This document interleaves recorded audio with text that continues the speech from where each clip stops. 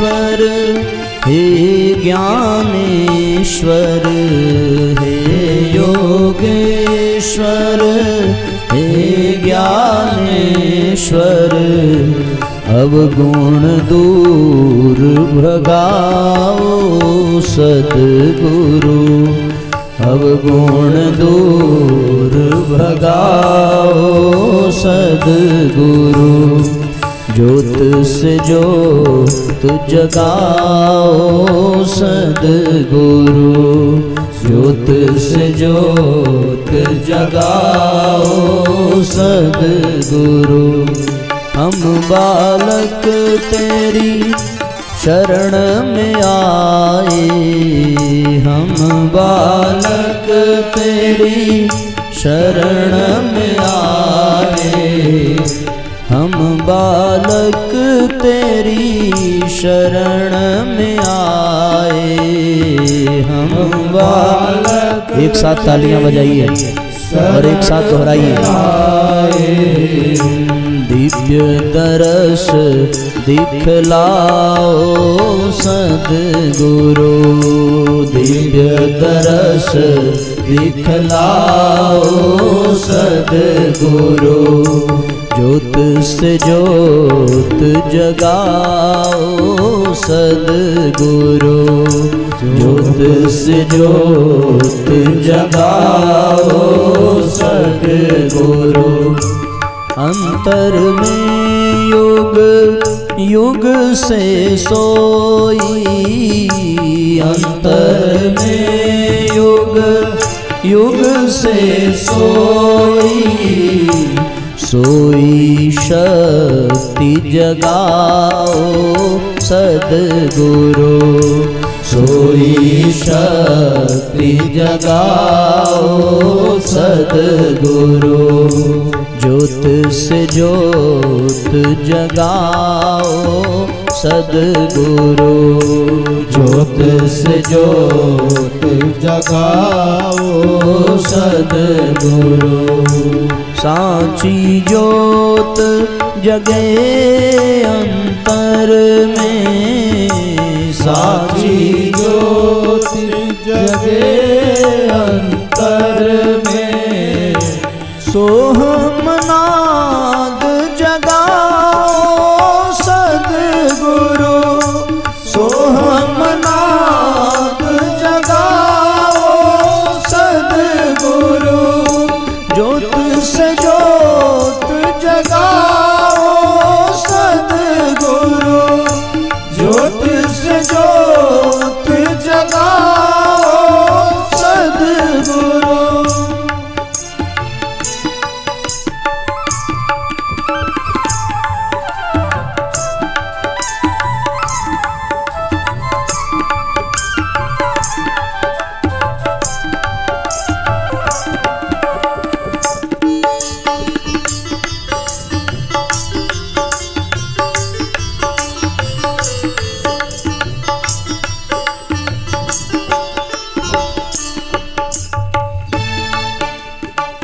जीवन में श्री राम अविनाशी, जीवन में श्री राम अविनाशी, जीवन में श्री राम अविनाशी, जीवन में श्री राम अविनाशी, चरण की शरण लगाओ सद्गुरु, चरण की शरण लगाओ सद्गुरु, सोहमनाद जगाओ सद्गुरु, सोहमनाद जगाओ सद्गुरु, अंतर तिमिर मिटाओ सद्गुरु, अंतर तिमिर मिटाओ सद्गुरु, ज्योत से ज्योत जगाओ सद्गुरु, ज्योत से ज्योत जगाओ सद्गुरु, चरण की शरण लगाओ सद्गुरु। दोनों हाथ ऊपर उठा करके लगाओ सद्गुरु। चरण की शरण लगाओ सद्गुरु। चरण की शरण लगाओ सद्गुरु। ज्योत से ज्योत जगाओ सद्गुरु। ज्योत से ज्योत जगाओ सद्गुरु। ज्योत जगाओ सद्गुरु। बोलिए परम पूज्य गुरुदेव की जय। बोलिए गायत्री माता की जय। बोलिए वंदनिया माता जी की जय। आज के आनंद की जय हो। धर्म की जय हो। अधर्म का नाश हो। प्राणियों में सद्भावना हो। विश्व का सत्य सनातन धर्म की जय हो। शांति कुंज हरिद्वार की जय हो। गंगा मैया की जय हो। बाबा विश्वनाथ की जय हो। नमः पार्वती पतये हर हर महादेव।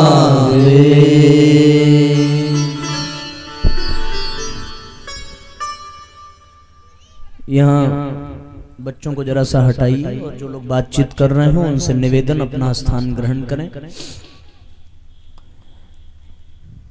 अखिल विश्व गायत्री परिवार के संस्थापक संरक्षक, मनुष्य मात्र में देवत्व की जागृति और धरती पर स्वर्गीय वातावरण के निर्माण हेतु जीवन को तपस्या में परिणत करने वाले हम सबके आराध्य परम पूज्य गुरुदेव एवं कदम से कदम मिलाकर तन मन प्राण से अपना सहयोग प्रदान करने वाली जगत जननी आदि शक्ति माता भगवती,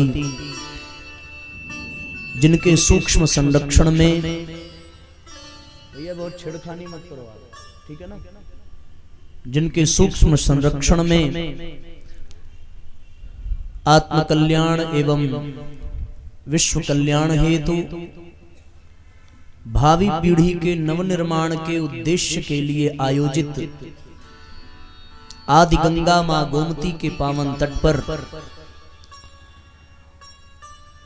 इस फार्मेसी कॉलेज के पवित्र प्रांगण में आयोजित 3 दिवसीय कार्यक्रम के विश्राम दिवस पर और दीप यज्ञ के इस पावन सत्र में यहाँ इस विद्यालय के प्रबंधक आदरणीय डॉक्टर सुनील पांडे जी मुख्य अतिथि के रूप में पधारे, रामचरण चौबे जी, डॉक्टर शरद पांडे जी, आदरणीय राजेश मिश्रा जी एवं गायत्री शक्तिपीठ दानोपुर से पधारे वहाँ के ट्रस्टी परम आदरणीय रमेश सिंह जी, साथ ही इस विद्यालय के इस कार्यक्रम के आयोजन में अपनी महत्वपूर्ण भूमिका निभाने वाले आवगढ़ संस्कारवान पीढ़ी के जौनपुर जिला के समन्वयक आदरणीय शरद चौबे जी एवं अपने समस्त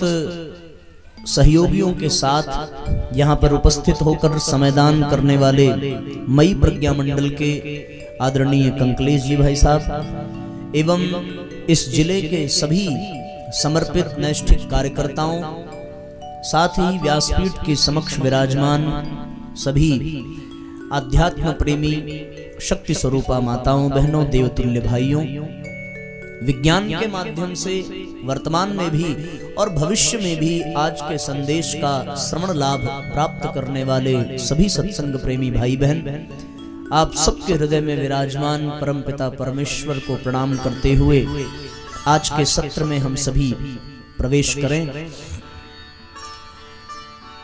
विगत 2 दिनों से हम सभी यहाँ पर संस्कार यज्ञ परम पूज्य गुरुदेव के ऋषि प्रणीत विचार उन सब का सानिध्य प्राप्त कर रहे हैं। और साथियों, इन सब का प्रयोजन केवल और केवल इतना ही है कि हम अपना भी निर्माण कर सकें और अपनी आने वाली पीढ़ियों का भी निर्माण कर सकें। ये बहुत विचित्र सी विडंबना है कि आज मनुष्य हर चीज को बिगड़ने से बचाने का प्रयत्न करता है, लेकिन वो अपने जीवन को बचाने का प्रयत्न करना भूल जाता है। आप यदि गहराई से चिंतन करके देखें तो हमारे यहाँ हर पदार्थों के सुरक्षा की व्यवस्था है। सब्जियां खराब ना हो इसलिए फ्रिज की व्यवस्था बनाई जाती है, बीज खराब ना हो इसलिए कोल्ड रूम की व्यवस्था बनाई जाती है, बहुत सारी चीजें खराब ना हो इसलिए उसमें कुछ कुछ केमिकल्स मिलाए जाते हैं। घर में अनाज न खराब हो उसकी भी व्यवस्था की जाती है अनेकानेक प्रयोग से। दूध खराब न होने पावे इसलिए उसको समय समय पर उबालने की प्रक्रिया ये चलती रहती है। इसी प्रकार कुछ ऐसी चीजें कुछ भी खराब न हो और उसको बचाने का भरसक प्रयास किया जाता है। हमारे यहाँ जो वाहन इत्यादि हैं वो बिगड़ने न पावे इसलिए समय समय पर उसकी सर्विसिंग कराई जाती है। घर मकान में कोई खराबी ना हो इसलिए उसकी मेंटेनेंस में हम सदैव ध्यान रखते हैं, उसकी स्वच्छता उसकी सफाई में निरंतर लगे रहते हैं। हमारे कपड़े न खराब हों और इसलिए उसको समय समय पर इस्त्री कराना, स्वच्छ रखना, उसकी साज संभाल करना, ये हम सबके आचरण में, हम सबके अभ्यास में, हम सबके आदत में आ चुका है। लेकिन साथियों, इस ओर किसी का ध्यान नहीं जाता कि यदि ये जीवन ही नहीं बचेगा, यदि मानवता ही हमारे भीतर नहीं बचेगी, तो इन सारी चीजों को बचाने के पश्चात हम उसका उपयोग करेंगे भी कैसे? क्योंकि ये सारे पदार्थ हमारे लिए साध्य हैं, पर इनको साधने वाला यदि कोई है तो वो मनुष्य स्वयं है। और मनुष्य सब कुछ संभालने में लगा हुआ है, पर वो अपने जीवन की दिशा धारा को निश्चित कर नहीं पाता। वो सब संभालता है पर अपने आचरण को, अपने स्वभाव को, अपनी आदतों को, अपने जीवन को संभालने की ओर उसका ध्यान बहुत कम जाता है। वो कारण कुछ भी हो सकता है, वातावरण का दुष्प्रभाव, पूर्व जन्मों का संस्कार, या फिर पदार्थों से घिरा हुआ भौतिकवादी जीवन शैली अपनाने के कारण मनुष्य अपने जीवन की ओर ध्यान नहीं दे पाता और अपने जीवन की ओर वो उदासीनता ही प्रकट कर पाता है। इसलिए साथियों, यह अत्यंत आवश्यक हो जाता है कि हम किसी पदार्थ की सुरक्षा करें या न करें, पर उसके पहले अपने जीवन पर ध्यान देने की आवश्यकता है। हम किसी लक्ष्य तक यदि अपने जीवन को पहुंचा सकें तो जितनी भी सामग्री जिसकी सुरक्षा हम करते हैं वो सब हमारे लिए उपयोगी बन जाए। लेकिन यदि हम जीवन को ही न संभाल सके, जीवन को ही न बचा सके, हमारी जिंदगी ही खतरे में रही, तो कितनी भी सुख सुविधाएं हो, कितनी भी व्यवस्था हो, वो सब हमारे लिए मिट्टी के समान हो जाती है। जीवन समाप्त न हो उसके पूर्व ही उसको संभालना अत्यंत आवश्यक है। अभी 2-3 वर्ष पहले हमारे समाज ने एक बहुत बड़ी महामारी का सामना किया और उस महामारी को, उससे बचने के लिए सरकार ने वैक्सीन की व्यवस्था बनाई।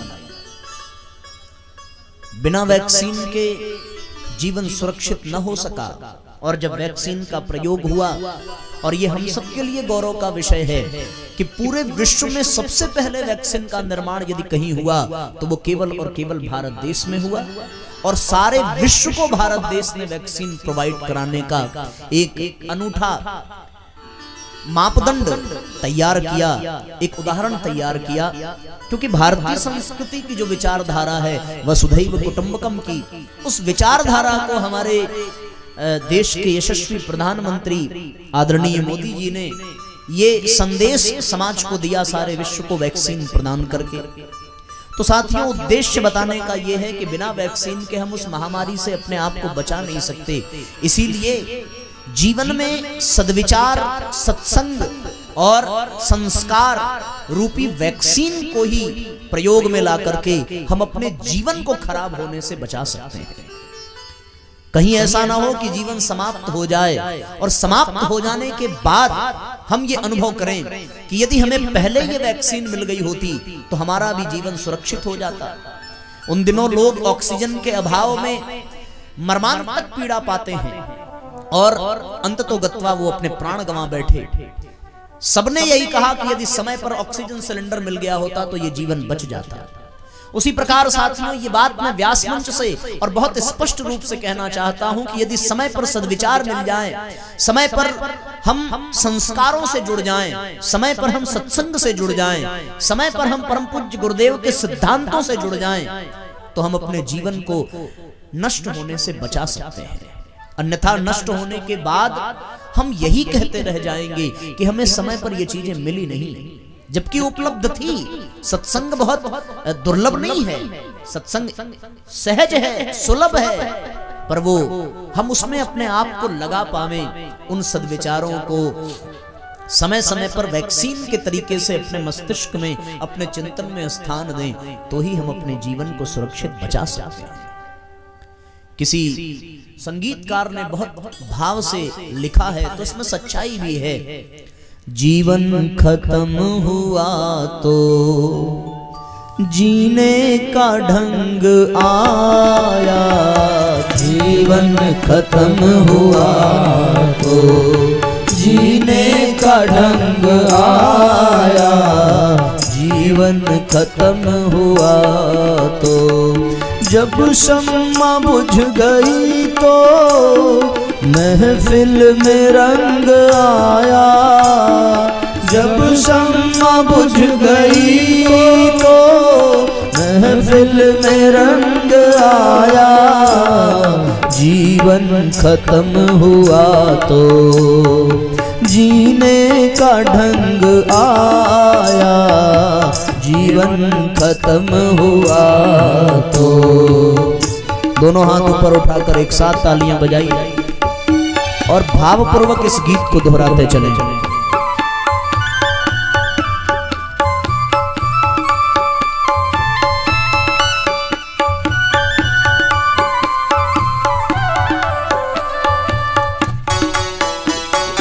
जय हो।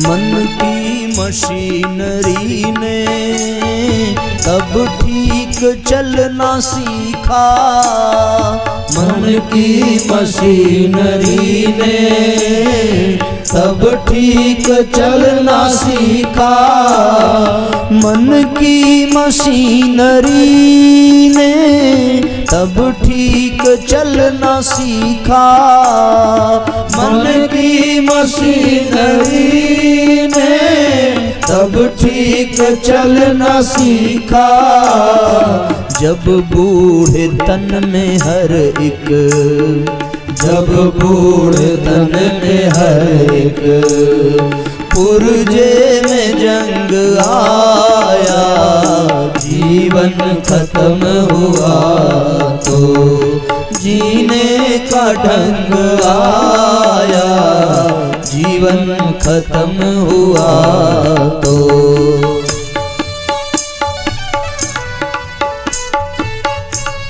भाव भरी तालियां सब एक साथ बजाते रहिए।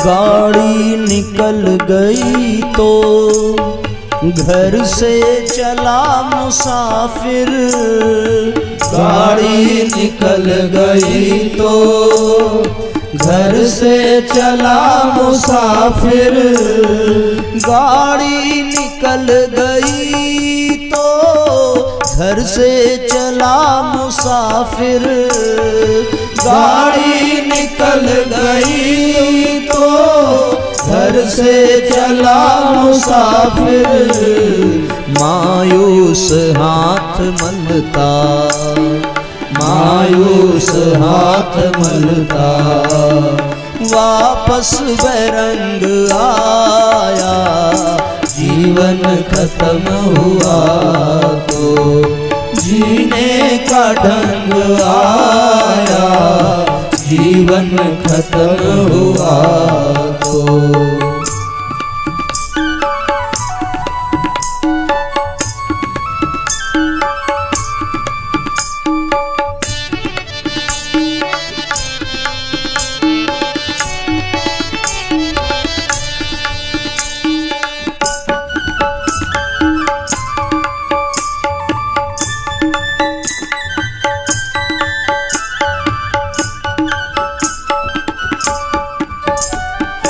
फुर्सत के वक्त में ना सुमिरन का वक्त पाया, फुर्सत के वक्त में ना सुमिरन का वक्त पाया, फुर्सत के वक्त में ना सुमिरन का वक्त पाया, फुर्सत के वक्त में ना सुमिरन का वक्त पाया। उस वक्त वक्त मांगा, उस वक्त वक्त मांगा, जब वक्त तंग आया, उस वक्त वक्त मांगा, जब वक्त तंग आया।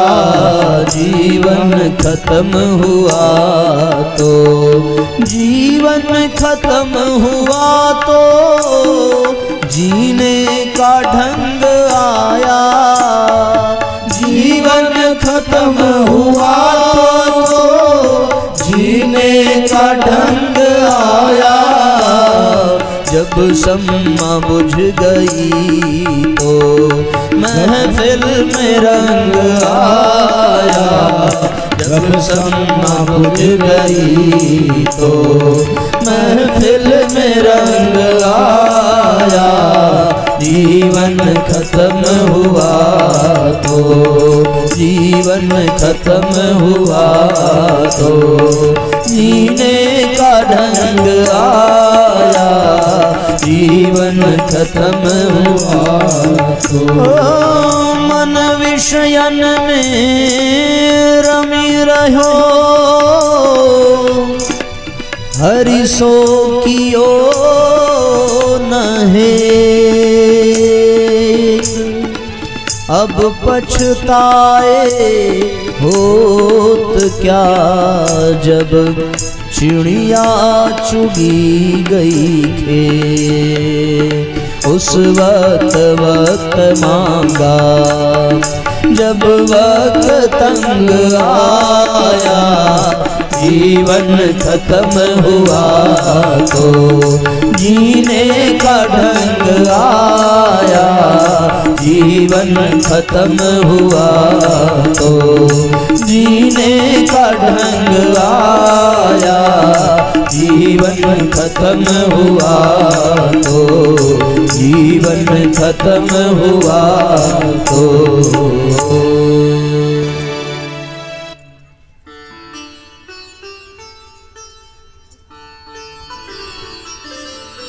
तो साथियों, बहुत से लोगों को जीवन मिला पर वो हाथ मलते चले गए और अंत समय में ये पश्चाताप हुआ कि यदि ये पहले मिल गया होता तो हम भी अपने जीवन में कुछ कर पाते, कुछ बन पाते। इसलिए साथियों,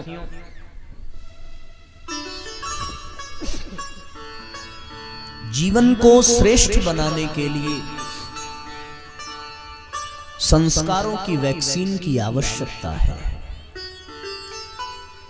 सद्विचारों के वैक्सीन की आवश्यकता है। और ये संस्कार, ये सद्विचार हम सब लोगों को गायत्री परिवार के आंगन में पूज्य गुरुदेव परम वंदनीय माता जी के आंचल में ही प्राप्त हो सकता है। और ऐसा इसलिए साथियों, क्योंकि संस्कार सद्विचार ये उपदेश का विषय नहीं है, ये आचरण का विषय है। यदि हम दूसरों को उपदेश दें और अपने आचरण से उसको प्रदर्शित न करें तो साथियों उस उपदेश का कोई प्रभाव नहीं पड़ता। एक बार एक महिला स्वामी रामकृष्ण परमहंस के पास गई और वहां उसने कहा जाकर के कि ठाकुर, हमारे बच्चे को डॉक्टर ने मीठा खाने के लिए मना किया है, पर ये हमारी बात मानता ही नहीं है। ठाकुर बड़े ध्यान से उस बच्चे को देखते हैं और उनसे कहते हैं, माता एक काम करना, इसको 10 दिन के बाद लेकर के आना।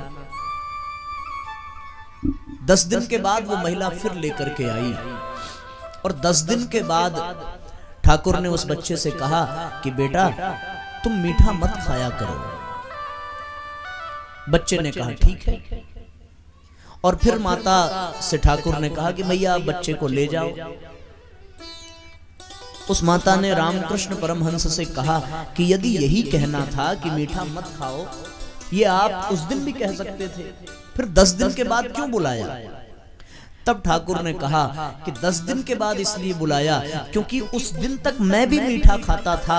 अगर मैं खाता था और इसको मना करता तो मेरी वाणी का असर इस पर नहीं होता। इन 10 दिनों में मैंने मीठे को छुआ तक नहीं है, इसलिए जब आज मैं कह रहा हूं तो ये विवश होगा मानने के लिए, क्योंकि मेरे शब्दों में आज मेरा आचरण और मेरा प्राण भी भूल गया है। और सच में 10 दिन के बाद उस बच्चे ने मीठा खाना छोड़ दिया। कारण क्या था? कारण यह था कि माँ बाप उसको मीठा खाने से मना करते थे, लेकिन खुद मीठा खाना बंद कभी नहीं किया। और जब खुद मीठा खाना बंद न करो और बच्चे को बार बार मना करो तो क्या वो कभी मानेगा? उसी प्रकार माँ बाप ये सोचते हैं कि ब्रह्म मुहूर्त में हमारा बच्चा उठ जाए और उठ करके पढ़े, लेकिन अपने वो 8 बजे तक खर्राटे मारते रहें तो क्या इस उपदेश का बच्चों के ऊपर कोई असर पड़ेगा? लोग कहते भी हैं कि भाई उसको पढ़ना है तो हम क्यों जगें। अरे उसको पढ़ना है ये ठीक है, पर आपको भी तो आत्म कल्याण के लिए ब्रह्म मुहूर्त में साधना करनी चाहिए, अभ्यास करना चाहिए योग का, प्राणायाम का, कि आप ऐसा करोगे तो आपको पाप लगेगा। इसलिए मैंने एक शब्द कहा कि संस्कार और सद्विचार और सद्भाव आपको गायत्री परिवार के आंगन में और पूज्य गुरुदेव वंदनीय माता जी के आंचल में ही मिल सकते हैं। क्यों? क्योंकि गुरु जी ने जो उपदेश दिया है वो केवल उपदेश नहीं दिया, बल्कि अपने आचरण से उसको प्रकट किया है। मुझे याद आती है एक घटना। एक बार पूज्य गुरुदेव का स्वास्थ्य ठीक नहीं था साथियों, बुखार से शरीर तप रहा था। वंदनीय माता जी ने देखा तेज बुखार था और उसके नाते शरीर थोड़ा कमजोर हो गया था, तो उन्होंने मौसम्मी का जूस ग्लास में भर करके पूज्य गुरुदेव को दिया। पूज्य गुरुदेव कुछ आवश्यक कार्य में बिना देखे उन्होंने ग्लास को उठाया और उठा करके उन्होंने उसको ग्रहण किया। पहली घूंट जैसे ही मुंह में गई, तुरंत अपने स्थान से उठे और वॉश बेसिन के पास जाकर के कुल्ला करके उन्होंने मुंह को साफ किया और वंदनीय माता जी से बुला करके कहा कि देखो, यहाँ शांति कुंज में हमारे बहुत से बच्चे रहते हैं और वो सब साधना कर रहे हैं, उनको मैं एक कप दूध भी नहीं पिला सकता, तो क्या मुझे मौसम्मी का जूस पीने का अधिकार है? अगर मेरी सामर्थ्य होती कि मैं अपने सारे बच्चों को फल का जूस पिला सकता तो मैं बड़े शान से आज पी लेता। इसलिए आपसे निवेदन है कि मुझे इस तरह से आज के बाद कभी फल का जूस मत देना, क्योंकि मेरी ये सामर्थ्य नहीं है कि मैं अपने हर बच्चों को फल का जूस पिला सकूं, और अगर उनको नहीं पिला सकता तो मुझे भी ये अधिकार नहीं है कि मैं उसको ग्रहण करूं। वंदनीय माता जी ने गुरु जी के जब ये विचार सुने तो वो मन ही मन गुरुदेव को प्रणाम करने लगी कि ऐसा उदार मना व्यक्ति, ऐसा सिद्धांत प्रिय, ऐसा आचरण रखने वाला ही आचार्य हो सकता है। इसीलिए पूज्य गुरुदेव को काशी विद्वत परिषद ने आचार्य की उपाधि दी थी, क्योंकि उन्होंने इस संसार को अपने आचरण से करके दिखाया। जिन गुरु सत्ता से आज सवेरे आप लोगों ने दीक्षा ली है, वो समझने का प्रयास करें कि गुरुदेव ने जो कुछ भी लिखा है, जो कुछ भी कहा है, वो अपने आचरण से उन्होंने प्रस्तुत करके दिखाया। इसलिए साथियों, हमें संस्कारों को पाने के लिए और भावी पीढ़ी के निर्माण के लिए अपने आप के आचरण को भी सुंदर बनाना पड़ेगा, और उस आचरण को सुंदर बनाने के लिए पूज्य गुरुदेव के सूत्रों को जीवन में धारण करना पड़ेगा। और वो सूत्र कौन कौन से हैं? और वो सूत्र हैं साथियों, उपासना, साधना, आराधना। पूज्य गुरुदेव कहा करते थे कि जीवन भर मैंने कोई साधना, कोई विशेष प्रकल्प नहीं अपनाया है, केवल इतना ही अपनाया है कि मैंने गायत्री की उपासना की है, और मैंने अपने मन की, अपने विचारों की साधना की है, और अपने जीवन के एक एक पल को समाज के कल्याण में लगाया है। बस इन्हीं 3 कार्यों से हम अपने जीवन को श्रेष्ठ बना सकते हैं। इसलिए साथियों, जीवन में हमारी जितनी समस्याएं हैं, समस्याओं की बहुत बड़ी सूची है। आज कमरे में हमारे पास लगभग 6-7 लोग आए अपनी समस्या लेकर के। कुछ बच्चियां आई विद्यालय की, उनकी अपनी समस्या, पढ़ने में मन नहीं लगता, बहुत चिड़चिड़ापन है, बहुत क्रोध आता है, ऐसी अनेकों समस्याएं। एक बच्चा भी आया, उसने भी कहा संभव हो तो हमारी कुंडली देखिए, मैं आपको अपनी कुछ जानकारी दे दूं, पढ़ने में मन नहीं लगता, ऐसा लगता है कि मैं प्रयास करता हूं पर सफल नहीं हो पा रहा हूं। ये हर व्यक्ति के जीवन की समस्या है, ये कोई ऐसी समस्या नहीं है जो किसी एक को केवल हो। हर विद्यार्थी की समस्या है, हर परिजन की समस्या है। और कारण क्या है? कारण ये है कि उनको जीवन जीने की कला की जानकारी नहीं है, और जीवन का रहस्य केवल साथियों इन्हीं 3 सूत्रों में है, उपासना, साधना, आराधना। किसी संत ने बहुत सुंदर कहा है कि प्रेम परमात्मा से, खोज अपनी, और सेवा संसार की कीजिए, जिंदगी का राज है ये, जान कर जी लीजिए।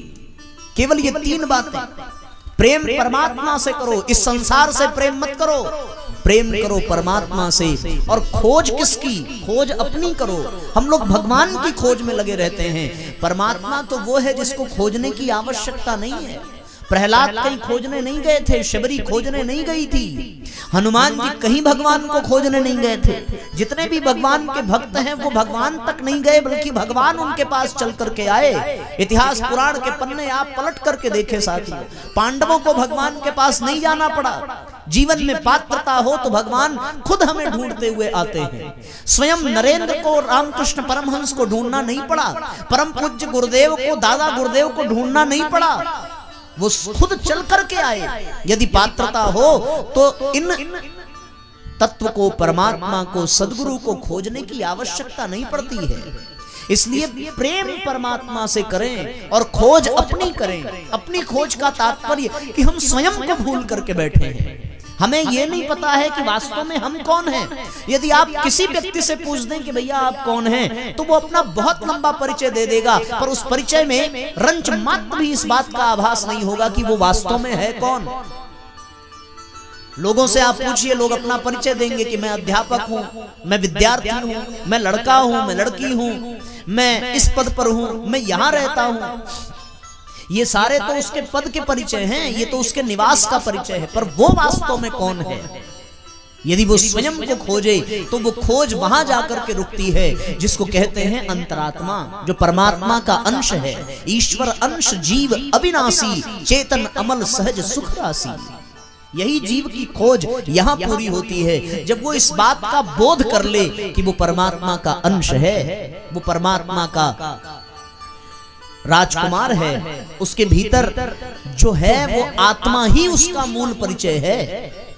तो खोज अपने आप की करनी पड़ेगी और साथियों सेवा इस संसार की करनी पड़ेगी, क्योंकि ये संसार ही भगवान का साकार रूप है। लोग कहते हैं कि साहब भगवान का दर्शन नहीं हुआ, पर यदि हमारे पास पात्रता हो तो भगवान संसार के रूप में हमारे ही सामने है।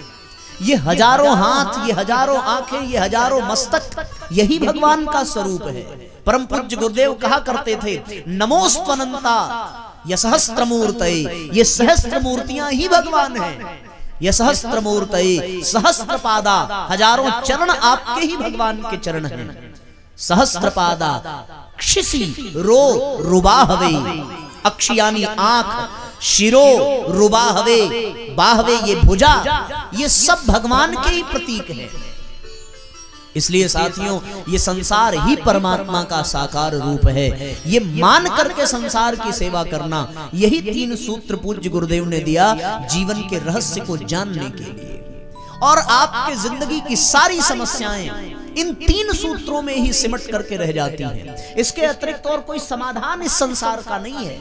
मैं आपसे दावे के साथ कह दूं, कोई आपको कितना भी आश्वासन दे दे कि इतना अनुष्ठान करा लो, इतना जप करा लो, इतना यज्ञ करा लो, इतनी पूजा करा लो, इतनी दक्षिणा दे दो, गौदान कर लो, गंगा स्नान कर लो, यहाँ चले जाओ, वहां चले जाओ, वहां माथा पटक लो, इससे रत्ती भर कुछ नहीं होने वाला है। क्योंकि कर्म फल का एक सिद्धांत इस संसार में काम करता है। जो जैसा करेगा उसको भरना पड़ेगा। वो कितना भी गंगा स्नान करे, कितना भी मंदिरों में माथा लगाए, लेकिन साथियों कर्म के फल को तो स्वयं भगवान को भी भुगतना पड़ता है। तो केवल और केवल ये 3 ही सूत्र हैं। इसके अतिरिक्त संसार में कोई रास्ता नहीं है। हमारे कर्मों के प्रारब्ध को काटने का केवल 2 रास्ता है इस संसार में, और मैं शास्त्र के प्रमाण पूर्वक वो रास्ता आपको बताना चाहता हूं। एक रास्ता पहला वो ये है कि आप उसको भुगत लीजिए। सबसे पहला रास्ता कि आपको उस प्रारब्ध को अपने जीवन में भुगतना पड़ेगा, इसके सिवा दूसरा रास्ता नहीं है। और दूसरा रास्ता यदि कोई है तो वो केवल और केवल इतना ही है कि पाप को और हमारे कर्मों को काटने की सामर्थ्य केवल गुरु के द्वारा प्रदान किए गए गायत्री मंत्र में है, अन्यथा इस संसार में कहीं नहीं है। केवल और केवल ये 2 रास्ते हैं। अब आपको चयन करना है कि आप कौन से रास्ते पर चलना चाहते हो। राम स्वयं भगवान थे, लेकिन उनको वन जाना पड़ा, ये उनका कर्म था। दशरथ को पुत्र के वियोग में मरना पड़ा, ये उनका कर्म था। वो चाहते तो उनकी गुरु की कृपा उनके कर्मों को काट सकती थी, लेकिन साथियों कर्म फल के सिद्धांत पर भगवान भी हस्तक्षेप नहीं करता है। ये विधि का विधान है, और विधि के विधान को जो बदलता है उसको परमात्मा दंडित भी करता है। ये आप जान लीजिए। इसलिए चमत्कार को नमस्कार करो, ये अच्छी बात है, लेकिन उस चमत्कार के चक्कर में पड़ करके अपने जीवन को बर्बाद मत करो, ये महामूर्खता कही जाएगी साथियों। यदि कहीं कोई ये कह दे कि हम ऐसे बांध देंगे, वैसे पलट देंगे, ऐसे उलट देंगे, तो वो कर्म तो नाचता ही रहेगा। और शास्त्र कहता है यथा धेनु सहस्रेषु वत्सो गच्छतु मातरः, जिस प्रकार हजारों गायों के मध्य में बछड़ा अपनी माता को पहचान लेता है, उसी प्रकार प्रारब्ध उस कर्म करने वाले को पहचान लेता है, उससे वो बच नहीं सकता। कितना भी उपाय आप कर लीजिए, आपको तो वो भुगतना ही पड़ेगा। एक बड़ी प्यारी कथा आती है। एक आदमी सवेरे 4 बजे सो करके उठा, और सवेरे सो करके उठने के बाद उसको डोरबेल सुनाई पड़ी। डोरबेल सुन करके वो अपने दरवाजे पे गया। सामने भैंसे पे यमराज आए हुए थे दरवाजे पे। पूछा कौन है भैया? तो बोले हम यमराज हैं। बोले किस लिए आए? बोले आपका समय हो गया, आप चलना पड़ेगा, आपके कर्म पूरे हो गए। व्यक्ति वो जीना चाहता था। उसके मन में एक बात आई कि कुछ प्रयास करने में क्या हर्ज है, अब तो जाना ही है। अब उस व्यक्ति ने यमराज से कहा कि आप पहली बार आए हैं। अच्छा, आते तो पहली बार है, दोबारा आने का मौका कहाँ मिलता है? यमराज आएंगे तो एक ही बार आएंगे, उसके बाद तो फिर आपको ही ले जाएंगे। फिर जहां से आप जाएंगे वो स्थान आपका रह नहीं जाएगा कि दोबारा यमराज आवे और आपको सेवा का अवसर मिले। तो उस व्यक्ति ने कहा कि अब तो चलना ही है, पर अब आप आए हैं तो कुछ खातिरदारी का अवसर दीजिए। यमराज ने कहा कि बहुत सुंदर बात है। अब वो आए थे महाराज भैंसे पर बैठ करके, तो उसने कहा पार्किंग में लगा दीजिए। भैंसे को किनारे लगाया, यमराज आए। फिर यमराज से उन्होंने कहा कि मैं आपको ऐसी चीज प्रदान करूंगा जो आपको स्वर्ग लोक में मिलेगी नहीं। यमराज ने कहा बहुत सुंदर, और उसने बहुत कड़क चाय बनाई, क्योंकि चाय केवल धरती लोक में मिलती है और विशेषकर हिंदुस्तान में ही उसका पान होता है। अब उसने बहुत सुंदर चाय बनाई और चाय में भैया मिला दी नींद की गोली। यमराज को चाय पिलाई, नींद की गोली का असर यमराज के ऊपर भी हुआ और यमराज खर्राटा मार करके सो गए। अब आप कल्पना करके देखो कि स्वर्ग लोक में जिसको कभी सोने को न मिला हो और उसको अचानक सोने को मिल जाए तो कितना आराम मिलेगा। आप कभी भी जब विवाह शादियों से थके हारे होते होंगे और एक दो दिन बिना सोए बीता होगा, उसके बाद जब नींद आई होगी तो बहुत गहरी नींद आती है। यमराज को भी नींद गहरी आई, उठे शाम को, और शाम को जब उठे उतने में उस व्यक्ति ने एक काम किया कि यमराज की जेब से वो पर्ची निकाली जिसपे उसका नाम लिखा था, क्योंकि वो सूची बना करके चले थे कि आज इन इन लोगों को धरती से उठाना है और लेकर के जाना है। उसने देखा कि उसका नाम सबसे ऊपर है, अपना नाम काट करके उसने सबसे नीचे लिख दिया कि सब चले जाएंगे, उसके बाद हमारा नंबर आएगा, तब भी कुछ राहत रहेगी। और मजे की बात यह कि यमराज जब जगे तो इतने दिन बाद सोए थे तो उनको बहुत अच्छा लगा। उसने कहा कि हम तुमसे प्रसन्न हैं, इसलिए हम तुम्हारे ऊपर कृपा करते हैं, और कृपा ये करते हैं कि जो नाम तुम्हारा सबसे ऊपर लिखा है, तो आज मैं ये कहता हूं कि अब मैं ऊपर से लिस्ट के अनुसार लोगों को इस दुनिया से नहीं उठाऊंगा, मैं अब इसको पलट करके नीचे वालों से शुरू करता हूं ताकि तुम्हारा नंबर सबसे अंत में आवे। और जब यमराज ने देखा कि नीचे उसी का नाम लिखा है, तब यमराज ने मुस्कुराते हुए कहा कि बच्चा, विधि के विधान को कोई बदल नहीं सकता। जो जैसा करेगा, कितनी भी जुगाड़ लगा ले, यहां तो भले बच जाएगा, लेकिन परमात्मा के यहां उसकी कोई सुनवाई नहीं होती, उसे तो जाना ही पड़ेगा। और अंत तो गत्वा उसको लेकर के गए भैंसे पर बिठा करके। तो इसलिए साथियों, मैं इतना ही आपसे कहना चाहता हूं कि अब दर दर की ठोकरें खाने से बिल्कुल लाभ मिलने वाला नहीं है। सवेरे कुछ दोपहर में बच्चियां आई थी, उन्होंने कहा आओ। अब वो आई तो उन्होंने कहा, हम पूछे किस लिए आई बेटा, तो उन्होंने कहा हाथ दिखाने आए हैं। हमने कहा दिखाओ, उसने दिखाया, हमने कहा बहुत सुंदर हाथ है, अब जाओ। तो बोले नहीं कुछ बताइए। हम कहे हाथ देख करके कैसे कोई बता सकता है। फिर मैंने उन बच्चियों से प्रश्न किया कि देखो बेटा, दो चीजें हैं, एक तो है भविष्य को जानना और दूसरा है भविष्य को बदलना। महाराज दशरथ ये जानते थे कि राम को वनवास होगा, उनको पता था, क्योंकि गुरु वशिष्ठ ने उनको बताया था। तो भविष्य को जान तो गए, लेकिन भविष्य को बदल तो नहीं पाए। तो यदि तुम भविष्य को जान भी लो तो उससे लाभ क्या मिलेगा? कोई लाभ मिलने वाला नहीं है।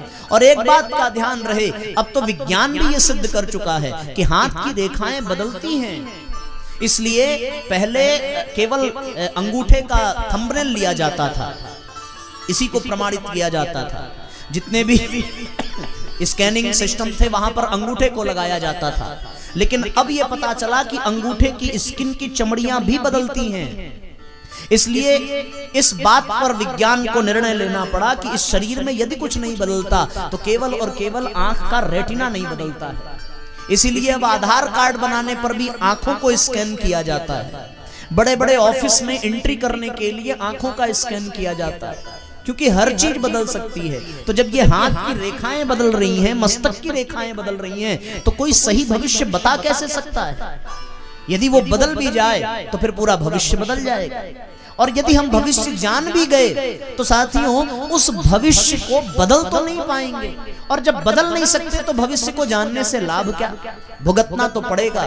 इसलिए पूज्य गुरुदेव के इस सूत्र को ही आपको अपने जीवन में धारण करने की आवश्यकता है। और वो सूत्र यही है कि या तो हम अपने कर्मों को भोग लें, एक तरीका ये है। दूसरा एक ही तरीका है कि जीवन में उपासना, साधना, आराधना के सूत्रों को धारण करें और अपने जीवन को बदलने का प्रयास करें।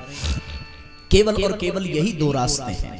अब आपको कौन से रास्ते पर चलना है ये आपको तय करना पड़ेगा। यदि आप चाहते हो कि आपके जीवन की समस्याएं मिटें तो वो इसी सूत्रों को धारण करना पड़ेगा। प्रेम परमात्मा से, खोज अपनी, सेवा संसार की कीजिए, जिंदगी का राज है यह जानकर जी लीजिए। परमात्मा से प्रेम करना ही उपासना है, अपने आप की खोज करना ही साधना है, और संसार की सेवा करना ही आराधना है। इसलिए हमें ये सूत्र जीवन में धारण करना पड़ेगा। और आज ये कार्यक्रम का विश्राम दिवस है साथियों। आज के बाद न जाने हम सबके कब मुलाकात होगी, तो इसको विदाई संदेश के रूप में, इसको जीवन के पाथे के रूप में आप ग्रहण करिए। और जितनी सजगता, जितने जीवंत, जितने चैतन्य होकर के आप बैठेंगे, जितना एकाग्र होकर के आप बैठेंगे, उतना ही आपको इन सूत्रों का लाभ मिलेगा और ये सूत्र समझ में आएंगे। तो एक एक करके इन तीनों सूत्रों की हम लोग चर्चा करेंगे और उसके बाद फिर दीप यज्ञ का क्रम प्रारंभ करेंगे। इन सूत्रों में साथियों सबसे पहला सूत्र है उपासना। उपासना बहुत सुनी होगी हमने, पर उसका करने का ढंग क्या है? लोग सच्ची उपासना होती क्या है उसको लोग जानते नहीं हैं। सच्ची उपासना करते कैसे हैं उसको समझना बहुत आवश्यक है। उप यानी पास में, आसन यानी बैठना। पास बैठने की प्रक्रिया उपासना कहलाती है। और पास किसके बैठा जाए? पास उसी के बैठना चाहिए जिसके पास बैठ करके कुछ लाभ मिले। हम लोग किसी भिखारी के पास नहीं बैठते, लेकिन कोई बड़ा आदमी होता है तो उसके पास बैठते हैं, उसका साथ चाहते हैं, उसके साथ सेल्फी लेते हैं और उसका गुणगान भी करते हैं। कहीं आप चले जाइए तो लोग बखान भी करते हैं कि हमारा उनसे परिचय है, उनसे परिचय है। कोई ये नहीं कहता। अच्छा, संसार के लोग भी ऐसे ही पूछते हैं। कोई ये नहीं पूछेगा कि सब ये पूछते हैं कि तुम्हारा व्यापार कैसा है, व्यवहार कैसा है, परिवार कैसा है, पर कोई ये पूछता नहीं है कि तुमको प्रभु से प्यार कैसा है, परमात्मा से प्यार तुमको कितना है, ये कोई नहीं पूछता। लोग अपना परिचय भगवान के आधार पर कभी नहीं देते। लोग यदि बताते हैं तो यही कहते हैं हमारा उनसे परिचय है, उनसे परिचय, हम यहाँ जानते हैं, वहां जानते हैं, लेकिन कोई ये नहीं कहता कि हमारा परिचय तो वहां है। एक आदमी अपने पत्नी के ऑपरेशन के लिए बहुत परेशान था। रात में बेचारा मंदिर की चौखट पर बैठा था, कोई रास्ता सूझ नहीं रहा था। डॉक्टर ने कहा था कि आप 40,000 रुपए जमा करेंगे तभी ऑपरेशन संभव है।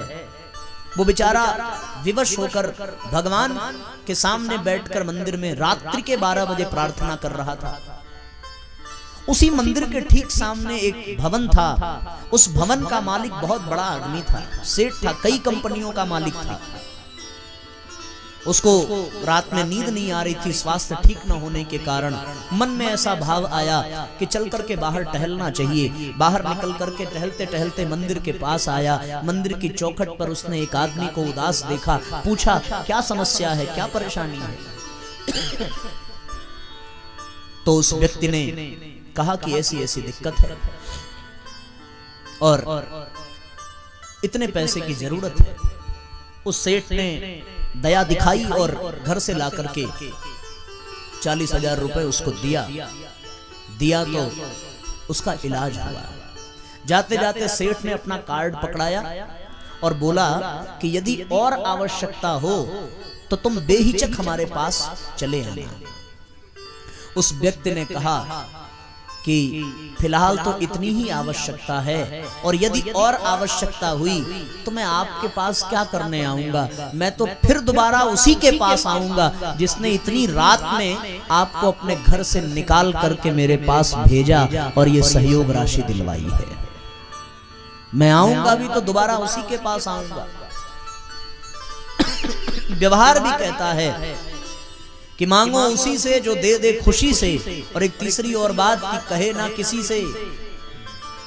इसलिए साथियों, यदि हम पास बैठे भी तो किसी सामाजिक व्यक्ति के पास बैठना ये व्यवहार है, लेकिन परमात्मा के पास बैठने का अभ्यास करना यही सच्चा प्यार है, यही समर्पण है, इसी को उपासना कहते हैं। अगर संबंधों को ठीक करना है तो मैं एक बात आपसे कहता हूं कि यदि हमारे संबंध भगवान के साथ ठीक हो गए तो इस संसार में किसी के साथ हमारा कोई बैर नहीं रहेगा। हमारा रिश्ता यदि परमात्मा के साथ ठीक हो जाए तो दयानंद की तरीके से हम जहर पिलाने वाले को भी माफ करने की शक्ति रखेंगे। यदि हमारा रिश्ता भगवान से अच्छा हो तो साथियों, मैं आपसे सच कहता हूं कि पूज्य गुरुदेव के पास एक व्यक्ति पिस्तौल से प्रहार करने आया पिस्तौल की गोलियां फंस गई, न चली तो उसने चाकू से प्रहार किया। चाकू से प्रहार किया, गुरुदेव के हाथ कट गए, रक्त बहने लगा। गुरुदेव ने उनसे कहा कि बेटा बहुत जल्दी यहाँ से भाग जाओ, क्योंकि यदि पकड़े गए तो तुम्हें मैं भी नहीं बचा पाऊंगा। अब ये कौन कह सकता है अपने शत्रु को भी जो बचावे? वो वही कर सकता है जिसका संबंध भगवान से अच्छा हो। 1956 की घटना है। इस देश के बड़े धनाढ्य व्यक्ति जुगल किशोर बिड़ला जी, जो पूज्य गुरुदेव के पास आए। बिड़ला मंदिर मथुरा में बना है, उसी के कुछ दूरी पर गायत्री तपोभूमि का निर्माण हो रहा था। उनको पता चला, बिड़ला जी को गुरुजी के पास आए और गुरुदेव से आकर के उन्होंने कहा कि आप तो विधिवत विधि विधान से गायत्री मंदिर का निर्माण करिए। मैं चाहता हूं कि स्वर्ण की मूर्ति की स्थापना हो और ये स्वर्ण मंदिर बने। जितना पैसा होगा मैं आपको दूंगा। और उस समय, उस जमाने में वो 1000 करोड़ रुपए देने का आश्वासन दे रहे थे। आप कल्पना करके देखो, उस जमाने में 1956 में, और 1000 करोड़ देने का आश्वासन करने वाला व्यक्ति ये कह रहा है कि आप स्वर्ण मंदिर बनाइए। तब पूज्य गुरुदेव ने बिड़ला जी से कहा कि आपको इतने पैसे कहां से मिले? उन्होंने कहा भगवान की कृपा है।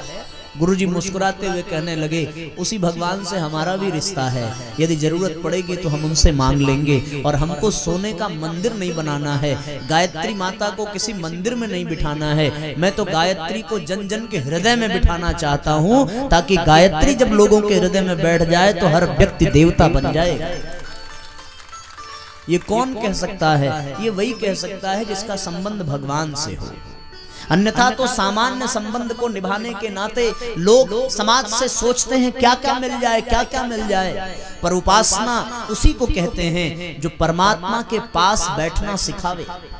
आप कल्पना करके देखिए और अपने आप से पूछिए कि क्या आप अपनी समस्या लेकर के कभी भगवान के पास बैठे?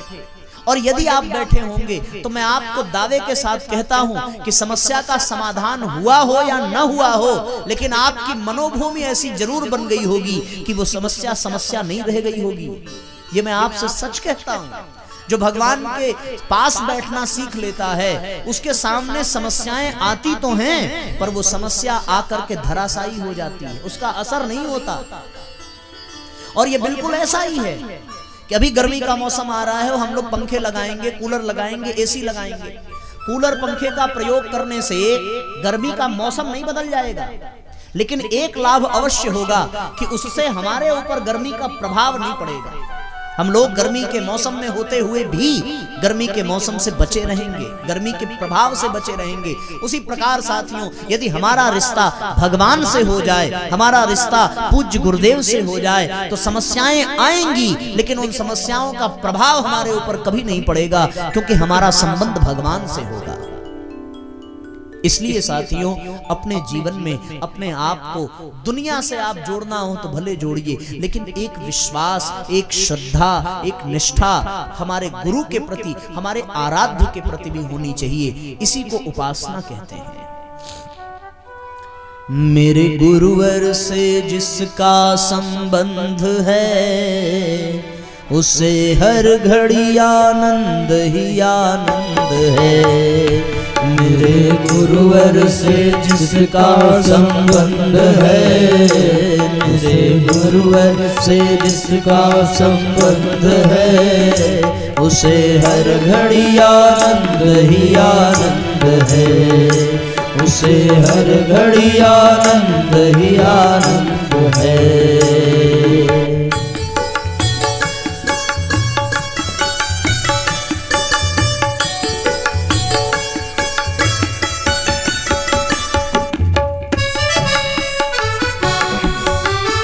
एक साथ तालियां बजाइए।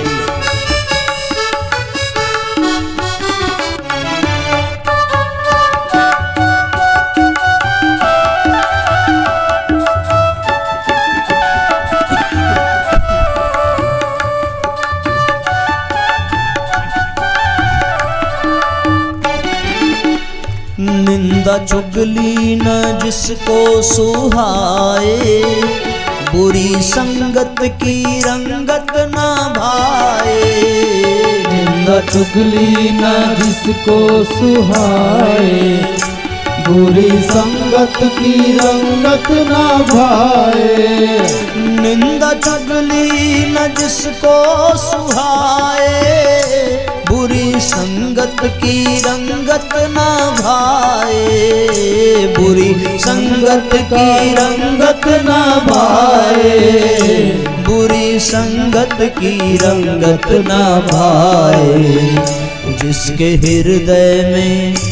जिसके हृदय में बाल मुकुंद हैं, जिसके हृदय में बाल मुकुंद हैं, उसे हर घड़ी आनंद ही आनंद है, उसे हर घड़ी आनंद ही आनंद है। मेरे गुरुवर से जिसका संबंध है, मेरे गुरुवर से जिसका संबंध है, उन्हें हर घड़ी आनंद ही आनंद है, उन्हें हर घड़ी आनंद ही आनंद है।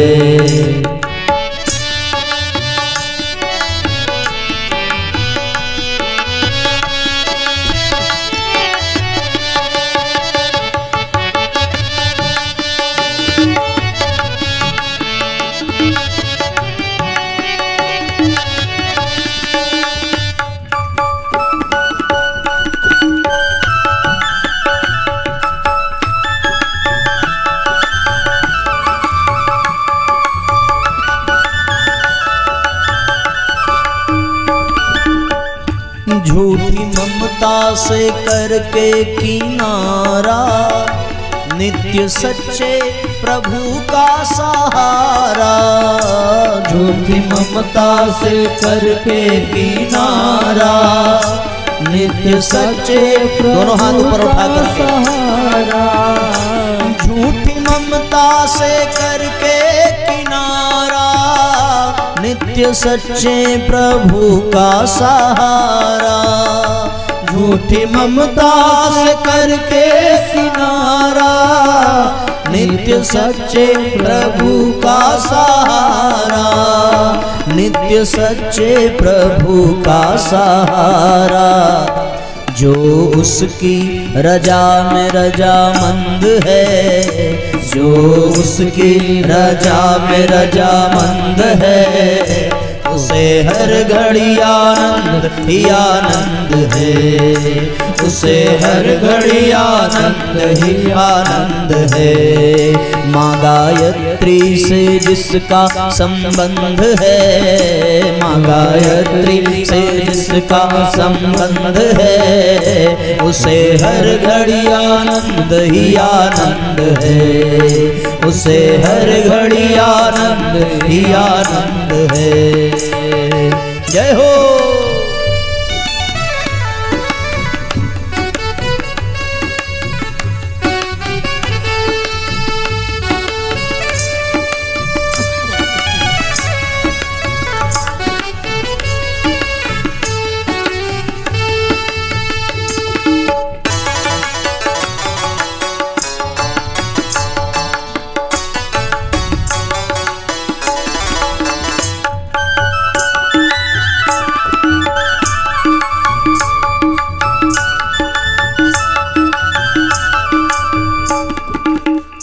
श्रद्धा से सिर चरण में झुकाए, प्रेम की ज्योति मन में जगाए।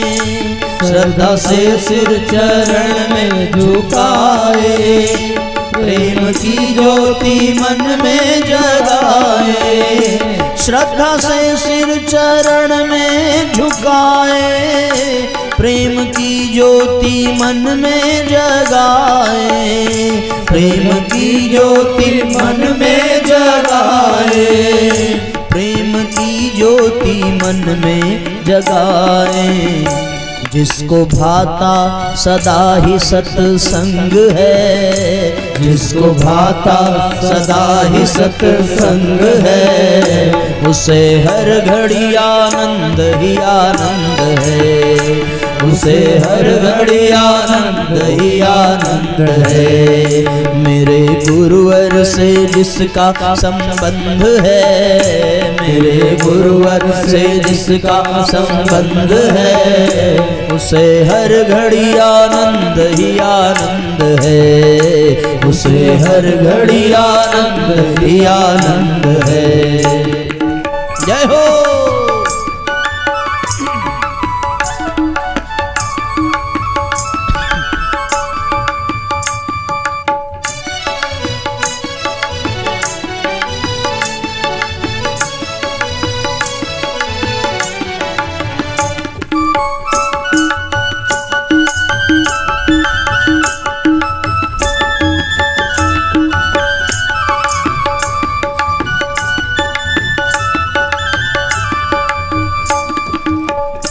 स्वर्ग जाने की इच्छा नहीं है, मुक्ति पाने की इच्छा नहीं है, स्वर्ग जाने की इच्छा नहीं है, मुक्ति पाने की इच्छा नहीं है, स्वर्ग जाने की इच्छा नहीं है, मुक्ति पाने की इच्छा नहीं है, स्वर्ग जाने की इच्छा नहीं है, मुक्ति पाने की इच्छा नहीं है, मुक्ति पाने की इच्छा नहीं है। मन के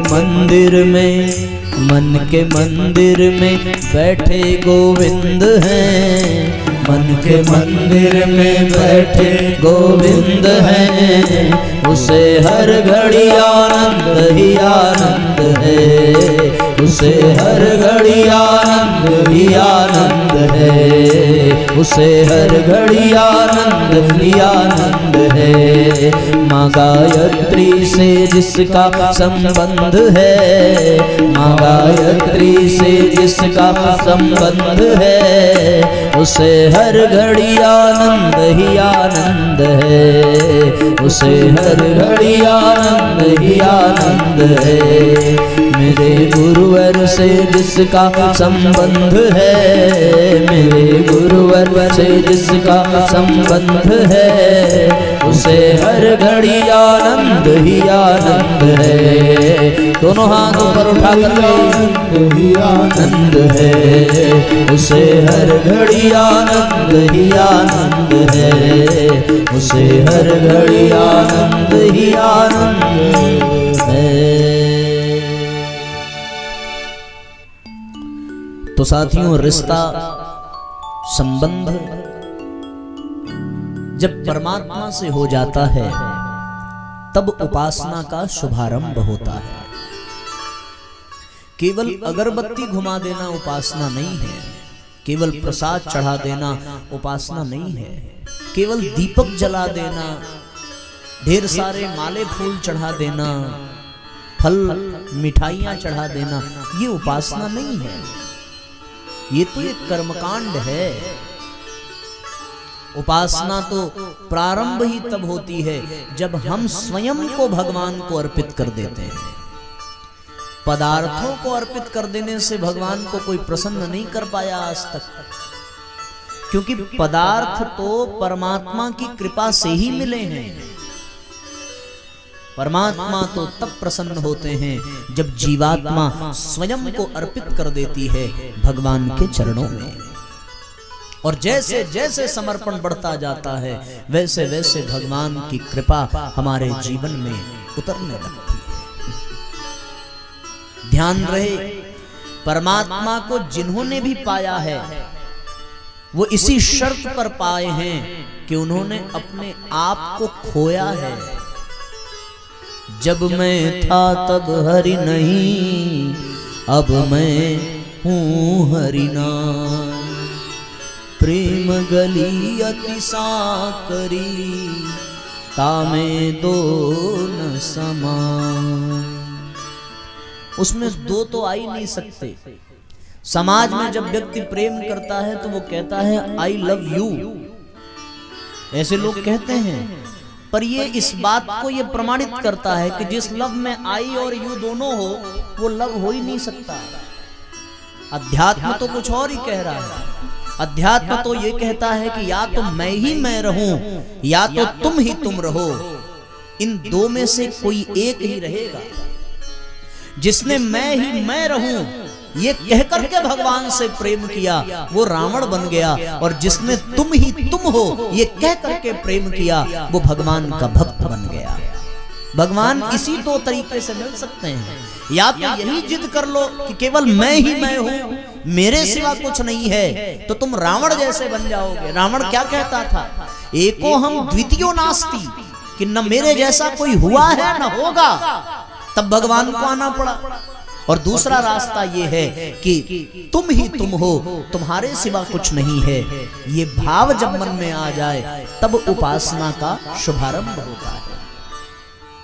या तो भगवान को साथियों पदार्थ समर्पित करके नहीं पाया जा सकता, परमात्मा को स्वयं को अर्पित करना पड़ता है। और जब आपने किसी को सौंप दिया अपने आप को, तो फिर आपकी कोई इच्छा शेष नहीं रह जानी चाहिए, फिर तो परमात्मा की इच्छा के अनुसार ही अपने जीवन को चलाना चाहिए।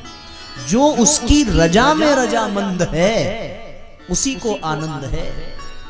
देखो सीधी सी बात कि हम लोग तो वो करते हैं जो हम चाहते हैं, पर होता वही है जो वो चाहता है। इसलिए भैया करो वही जो वो चाहता है, फिर होगा वही जो हम चाहते हैं। सीधी सी बात कि जब उसी के चाहने के अनुसार सब कुछ होना है, तो फिर अपना दिमाग अपनी खोपड़ी लगाने की आवश्यकता क्या है? उससे क्या हासिल हो जाएगा? हम लोगों ने भगवान को भी सौदागर बना दिया, भगवान को भी व्यापारी बना दिया। यदि हम जाते भी हैं भगवान के पास तो केवल अपनी डिमांड लेकर के जाते हैं। क्या आज तक हमने ये कहा भगवान से कि प्रभु आपकी कृपा से बहुत कुछ मिला है, आप बताइए कि मैं आपके किस काम आ सकता हूं? पुजारी में और भक्त में यही अंतर है। पुजारी भगवान से मांगता है, पर भक्त भगवान को देने के लिए तैयार रहता है। शबरी ने मांगा नहीं है, शबरी ने दिया है। सुदामा मांगने नहीं गए थे, सुदामा ने तो पहले अपने 3 मुट्ठी अनाज दिए हैं। द्रौपदी ने मांगा नहीं, अपने आंचल को फाड़ करके भगवान को प्रदान किया है। किसी ने मांगा नहीं है। जो मांगता है उसको पुजारी कह सकते हैं, लेकिन भक्त तो भैया मांगता नहीं, देने के लिए तैयार रहता है। लोग कहते हैं कि हमारा पूजा में मन नहीं लगता। क्यों नहीं लगता? इसीलिए नहीं लगता क्योंकि हमारा मन तो इन चंगुलों में फंसा रहता है कि हमें ये मिल जाए, हमें वो मिल जाए। जब हम मांगना शुरू करते हैं तो मन नहीं लगता, लेकिन जब आप किसी को देना शुरू कर दें तो मन लग जाता है। ये आप जान लेना साथी। तो भगवान मांगने से नहीं मिलता, देना पड़ता है। भगवान तो पात्रता की परख करता है। पुजारी मांगता है, पर जो भक्त होता है वो मांगता नहीं, देखता है, देता है। एक और बात कि पुजारी केवल मंदिर के मूर्ति में ही भगवान को देखता है, लेकिन भक्त इस संसार के प्रत्येक कण में भगवान को देखता है। ये भक्त की विशेषता है।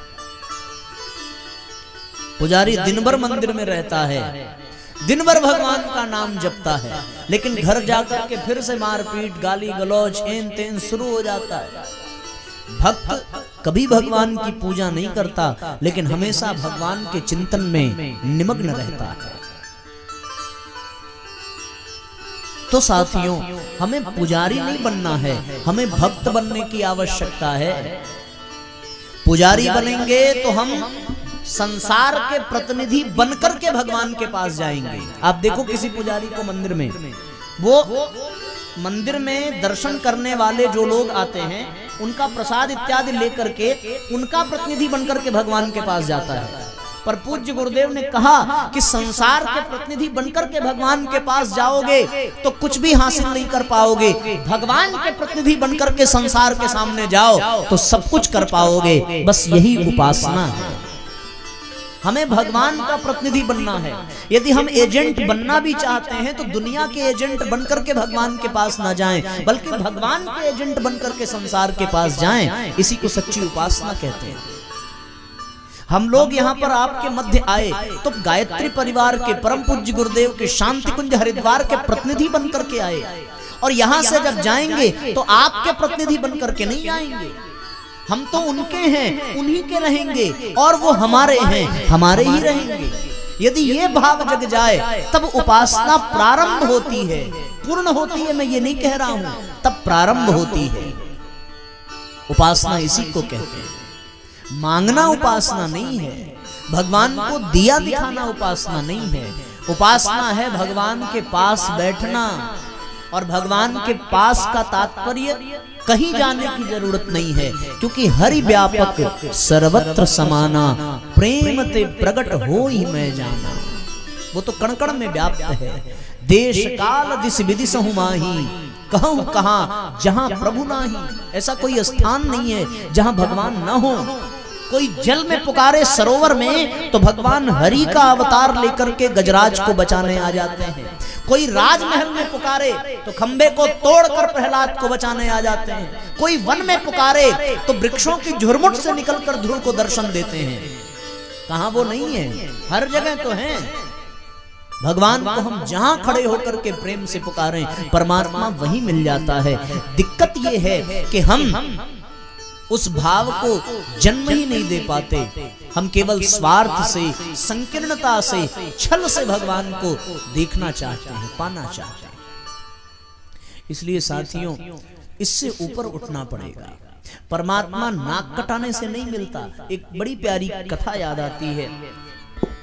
एक बार एक व्यक्ति की किसी चोट चपेट के कारण, एक्सीडेंट के कारण नाक कट गई भैया, बेचारा दुखी हुआ। अच्छा, एक बड़ी विचित्र बात, ऐसी चीज कटी कि उसको छुपा भी नहीं सकता।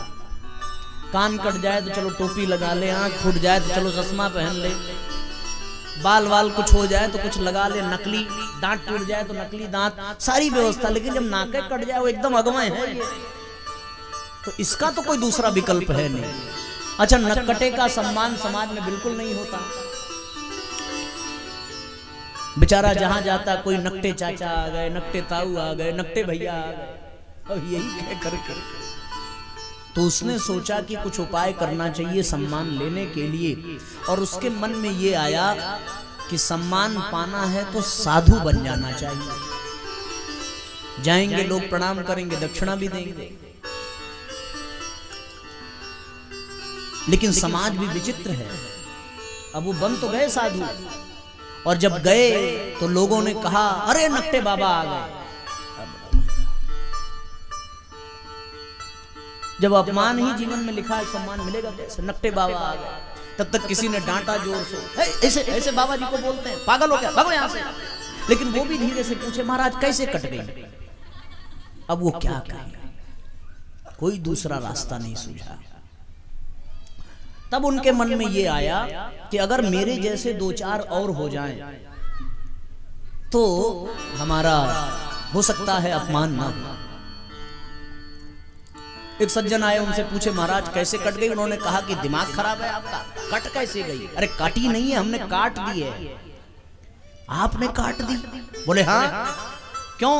बोले हम रात में एक दिन स्वप्न देखे कि भगवान साक्षात प्रकट हो गए। हमने कहा कि प्रभु बताएं हम आपके लिए क्या करें। भगवान बोले क्या कर सकते हो? उसने कहा कि आप कहें तो सर काट दें। भगवान ने कहा नहीं नहीं, सर न काटो, केवल नाक काट दो। हम तुम्हें साक्षात दर्शन देंगे, हमेशा तुम्हारे सामने रहेंगे। बस उसी स्वप्न के बाद मैं उठा, अपनी नाक काट दी। ये देखो भगवान सामने दिख रहे हैं। और भगवान ने जाते जाते एक और बात कही कि तुम जिसकी नाक काट दोगे मैं उसको दर्शन दूंगा। उसने कहा कि अब भगवान को ही देखना है, तो बोले कि नाक रहे न रहे, छेद तो रहेगा, इस सांस लेते ही रहेंगे, कटा देते हैं, क्या पता सच में दर्शन हो जाए। और उसकी प्रेरणा से उसके भी नाक कटे, पर उसको दर्शन नहीं हुआ। तो उसने कहा कहां दिख रहे हैं भगवान? तो उसने धीरे से कहा कि हमें भी नहीं दिखे। फिर काहे काट दी हमारी? बोले इसलिए काट दी कि हम अकेले थे, अब हम दो हो गए। अब बेचारा करे क्या? तो दूसरा वाला भी, अब वो भी प्रचार करने लगा कि हमने कटी नहीं कटाई है, हमें भी भगवान दिखते हैं। करे क्या बेचारा? कोई विकल्प तो है? अरे 2 से 3 हुए, 3 से 4 हुए, आप विश्वास नहीं करोगे, ऐसा उनका जमघट लगा कि नकटों का एक समाज बन गया। 300 से 3000 हो गए नकटे। और सब इसी चक्कर में हुए कि भगवान दिखेंगे और दिखे किसी को नहीं, और सब ने यह सोचा कि हमारी कटी है तो हम दूसरे को छोड़ेंगे नहीं। ये तो बेचारा भला हो एक व्यक्ति का कि उसने बड़ी हिम्मत दिखाई, बोले हमारी कटी सो कटी, अब दूसरे की नहीं कटने देंगे। तब उसने ऐसा प्रचार किया कि नाक कटने से भगवान नहीं मिलते। इसीलिए साथियों, भीख मांगने से, पदार्थों को चढ़ाने से, मंदिरों में माथा पटकने से भगवान नहीं मिलते। भगवान मिलते हैं तो केवल और केवल सच्चे समर्पण और सच्ची उपासना से मिलते हैं। इसके अतिरिक्त भगवान को पाने का कोई दूसरा रास्ता नहीं।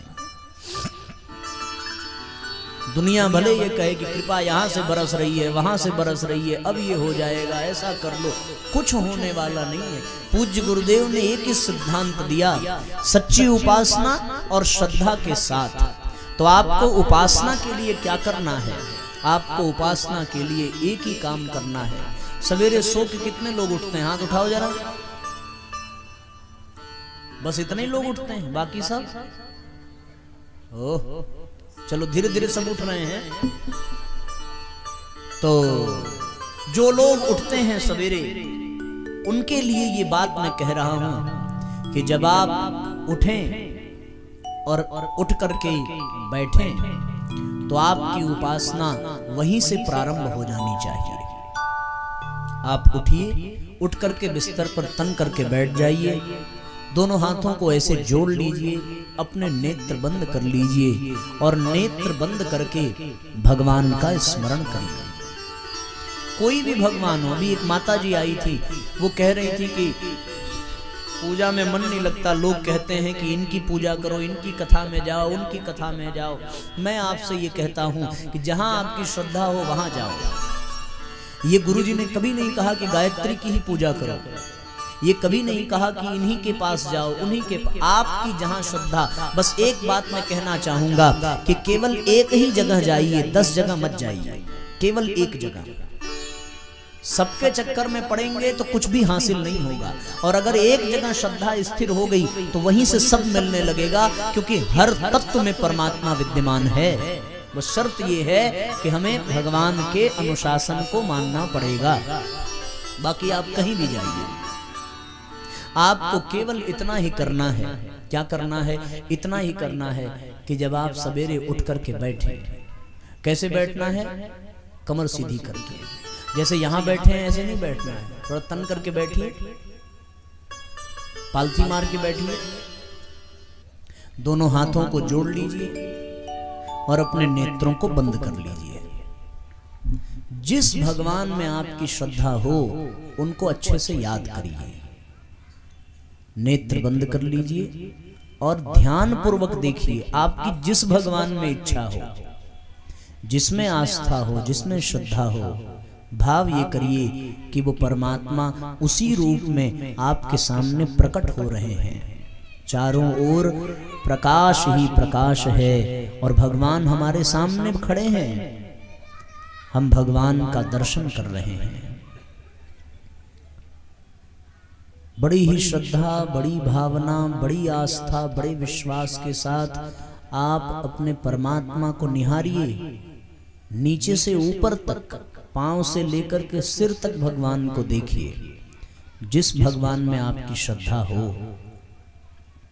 और अब आप भाव करिए कि आप उठकर भगवान के पास जा रहे हैं और उनके दोनों पैरों को सहलाकर उस पे मस्तक रख करके आप भगवान को प्रणाम कर रहे हैं। एकदम शांत हो जाइए और भगवान का दर्शन करते हुए उनके चरण पखारने का भाव करिए।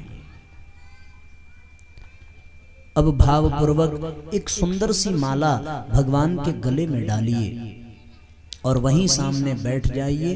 भाव करिए कि परमात्मा हाथ उठा करके आपको आशीर्वाद दे रहे हैं। उनके हाथ से निकला हुआ प्रकाश आपके मस्तिष्क में प्रवेश कर रहा है। आपका मस्तिष्क, आपका शरीर प्रकाश से भर रहा है। पूरे शरीर में चारों ओर प्रकाश ही प्रकाश है। सब भाव करें और अब मन ही मन गायत्री मंत्र बोलना प्रारंभ करें। आवाज नहीं निकालनी है, केवल मन ही मन गायत्री मंत्र बोलना है और एक ही प्रार्थना की, हे प्रभु हमें सद्बुद्धि दीजिए, हमें सन्मार्ग की ओर प्रेरित करिए। और एक और प्रार्थना कि आपको हमारा ध्यान तो रहता ही है, बस इतनी कृपा कर दीजिए कि हमें भी आपका हर समय ध्यान रहे, हम हर कार्य में, हर जगह, हर व्यक्ति में आपको ही देखें। ऐसा भाव करते हुए गायत्री मंत्र का उच्चारण प्रारंभ करिए। ओम भूर्भुवः स्वः तत्सवितुर्वरेण्यं भर्गो देवस्य धीमहि धियो यो नः प्रचोदयात्। ओम भूर्भुवः स्वः तत्सवितुर्वरेण्यं भर्गो देवस्य धीमहि धियो यो नः प्रचोदयात्। ओम भूर्भुवः स्वः तत्सवितुर्वरेण्यं भर्गो देवस्य धीमहि धियो यो नः प्रचोदयात्। मन ही मन भगवान को प्रणाम करिए, पुनः उनके चरण छूइए और ये प्रार्थना करिए कि प्रभु दिन भर आपका स्मरण बना रहे, आपकी कृपा बनी रहे।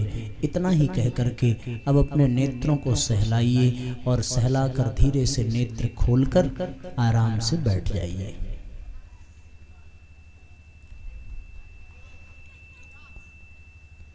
बस इतनी सी प्रक्रिया ही उपासना कहलाती है। हमने यहाँ केवल 3 बार गायत्री मंत्र पढ़ा समय के अभाव के कारण, पर आप प्रतिदिन 15 मिनट ऐसे ही बैठ करके अपने भगवान को ध्यान में रख करके और भावपूर्वक गायत्री मंत्र पढ़िए और एक ही प्रार्थना करिए कि प्रभु आपका स्मरण हमेशा बना रहे, आप हमें सद्बुद्धि दें, सन्मार्ग की ओर प्रेरित करें। यदि आपने पूरी निष्ठा, पूरी श्रद्धा के साथ ये भावना व्यक्त की तो निस्संदेह भगवान का संरक्षण, भगवान की कृपा आपके ऊपर बरसने लगेगी, फिर कुछ मांगने की आवश्यकता नहीं पड़ेगी। और इसके अतिरिक्त दूसरा कोई उपासना का विधान है ही नहीं साथियों। इसलिए हम परमात्मा से भावपूर्वक एक ही प्रार्थना करें कि वो, अब इसमें 2 बातें हो जाती हैं। परमात्मा की उपासना का मतलब भगवान का अनुशासन मानना, भगवान जैसे हैं और भगवान ने जैसे जीवन जिया है हमें भी उनके सिद्धांतों पर जीवन जीना चाहिए। परमात्मा का अनुशासन, पूज्य गुरुदेव ने अपने सत्संकल्प सूत्र में लिखा है कि हम ईश्वर के अनुशासन को माने। और भगवान का अनुशासन हम सबको पता है कि हम क्या करेंगे तो परमात्मा को अच्छा लगेगा, हम क्या करेंगे तो उनको बुरा लगेगा। ऐसा नहीं है कि हमको पता नहीं है, सबको पता है क्या गलत है क्या सही है, सब जानते हैं, खूब अच्छे से जानकारी है सबको। लेकिन साथियों हम लोग केवल उस अनुशासन का पालन नहीं करते। एक आदमी से एक संत ने कहा कि हर कण में भगवान है, तुम देखो। अब भैया वो ये बात मान करके हर कण में भगवान को देखने लगा। ध्यान से सुन रहे हो ना आप लोग? कौन कौन सुन रहा है? ध्यान से हाथ उठाओ जरा। हाँ, इसलिए साथियों बहुत ध्यान से सुनो। अब उसने कह दिया कि हर कण में परमात्मा है, चला गया टहलने, रास्ते में आ रहा था एक हाथी आया तो उस व्यक्ति ने कहा कि हाथी में भी परमात्मा है और हम भी परमात्मा है, मेरे अंदर भी परमात्मा, हाथी में भी परमात्मा। तो परमात्मा परमात्मा को क्यों मारेंगे? ये सोच करके वहीं खड़ा रहा कि गुरुजी ने कहा है कि हाथी में भी परमात्मा है, मुझ में भी परमात्मा है, तो हाथी भी परमात्मा, मैं भी परमात्मा। अब उसके ऊपर बैठा महावत चिल्ला रहा है कि भैया हट जाओ, हट जाओ, ये हाथी पागल है, मार डालेगा।